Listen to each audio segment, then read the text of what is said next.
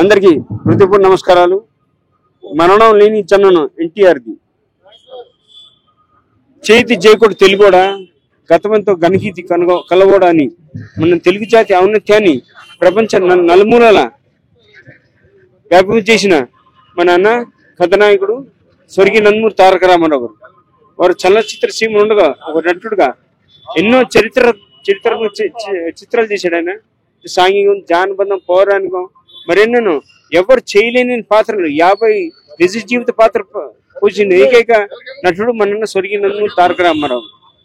వారు అగ్రస్థానం ఉండగా, ఒక కథనాయకుడు అగ్రస్థానం ఉండగా, ఇంకో పక్క మన తెలుగు జాతి తెలుగు ఆత్మగౌరవానికి భంగ్ కలిగి ఉంటుందని గుర్తింపు లేకపోవడంతో మళ్ళీ మన తెలుగు జాతి ఆత్మగౌరవాన్ని పునరుజ్జీవింప చేయాలని నేను ఒక తెలుగుడిని, తెలుగు బిడ్డను, తెలుగు దేశమే నా పార్టీ రాజకీయ పార్టీ స్థాపించి 9 నెలల తిరుగులకు మన తెలుగు రాష్ట్ర ప్రజలు వారిని మన అన్నగారిని తెలుగు దేశాన్ని ఏకగ్రీవంగా అత్యంత మెజార్టీ గెలిపించి వారిని ముఖ్యమంత్రి ఎన్నుకోవడం చేయడం జరిగింది.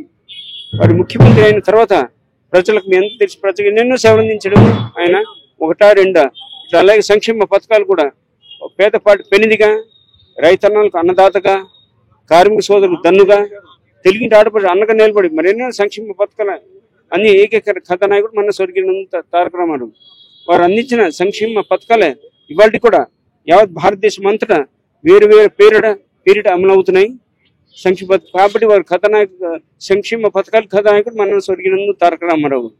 అలాగే తెలుగు భాష కూడా ఇంత ప్రాధాన్యత ఇచ్చిన నాయకుడు మన అన్న. ప్రతి ప్రభుత్వ వాహనాలపై, ప్రభుత్వ కార్యాలయ పటాలపై తెలుగు సువర్ణాక్షరాలతో ఉండాలని చేపట్టి మన స్వర్గీయ తారక రామారావు. అలాగే అన్నదానం మించిన దానం లేదని నమ్మి పాటించాడు ఆయన. ఇలా వారి గురించి మాట్లాడుకుంటూ ఎన్నెన్నో సంక్షేమ పథకాలు ఎన్నో అందించిన ఏకైక కథానాయకుడు మన స్వర్గీయ తారక రామారావు. అలాగే ఇవాళ ఎల్లారెడ్డిగూడలో వారి ఎన్టీఆర్ విగ్రహాన్ని శుద్ధీకరణ చేశారు. చాలా ఆనందంగా ఉంది. అలాగే ఈరోజు ఎన్టీఆర్ జంక్షన్ అన్ని నామకరణం చేయడం జరిగింది. చాలా ఆనందంగా, గర్వకారణంగా ఉంది. ఇది మాకే కాదు, తెలుగు జాతి, తెలుగు బిడ్డలకు అందరికీ చాలా గర్వకారణం. తెలుగు జాతి, తెలుగు గడ్డ, తెలుగు నేల ఉన్నంతకాలం వారి రామనామం తెలుసుకున్నాం. ఎన్ని తరాలు మారిన నిలిచిపోతున్న ఘన చరిత్ర యుగ యుగాలు. మరి వారి బిడ్డగా చాలా అదృష్టంగా భావిస్తూ మరి అలాగే ఈ సుందరీకరణకి కృషి చేసిన, ఇన్వాల్వ్ అయిన ప్రతి ఒక్కరికి పేరు పేరున డోనర్స్ కానీ సహకరించిన ప్రతి ఒక్కరికి అందరికి పేరు పేరున హృదయ నమస్కారం తెలియజేస్తూ, ధన్యవాదాలు తెలియజేస్తూ సెలవు తీసుకున్నాం. జోహార్ ఎన్టీఆర్. అన్న ఎన్టీఆర్ తెలుగు జాతి పిత.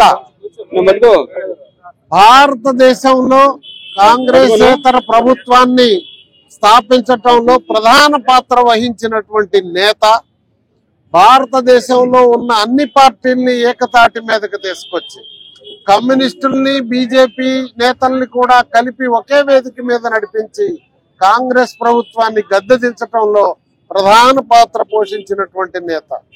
అంతేకాదు తెలుగు జాతి యొక్క ఆత్మగౌరవాన్ని ప్రపంచం నలుమూలలా చాటి చెప్పి తెలుగు జాతికి ఒక సమున్నతమైనటువంటి గౌరవాన్ని ప్రసాదించిన వ్యక్తి ఎన్టీ రామారావు గారు.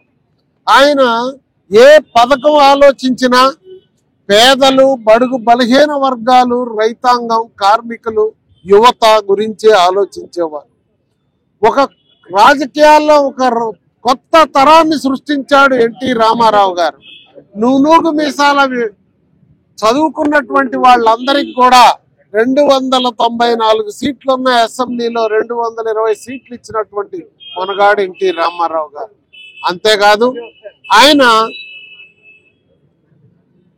నదుల అనుసంధానం కూడా భారతదేశంలో స్వతంత్రం వచ్చిన తొలి పంచవర్ష ప్రణాళికలో అమలు చేయాలని ఆశిస్తే ఏ ప్రభుత్వం అమలు చేయలేకపోయింది. 35 సంవత్సరాల స్వతంత్ర భారత్ అనంతరం అన్నగారు మాత్రమే నదుల అనుసంధానం ఆనాడు చేశారు. ఈనాడు చంద్రబాబు నాయుడు గారు చేస్తూ ఉన్నారు. ఇది మనకి తెలుగు జాతి గర్వించదగినటువంటి అంశం. అంతేకాదు సమాజంలో సగభాగం ఉన్నటువంటి మహిళలకి సాక్షాత్తు 17 సంవత్సరాలు ప్రధానిగా ఉన్న ఇందిరాగాంధీ సైతం చేయలేనటువంటి పని అన్నగారు చేశారు. ఆస్తిలో సమానమైనటువంటి వాటా ఇచ్చారు. ఆయన 40 ఏళ్ల నాడు చేసినటువంటి పని ఈ రోజు భారత ప్రభుత్వం 2 సంవత్సరాల క్రితం చేసింది.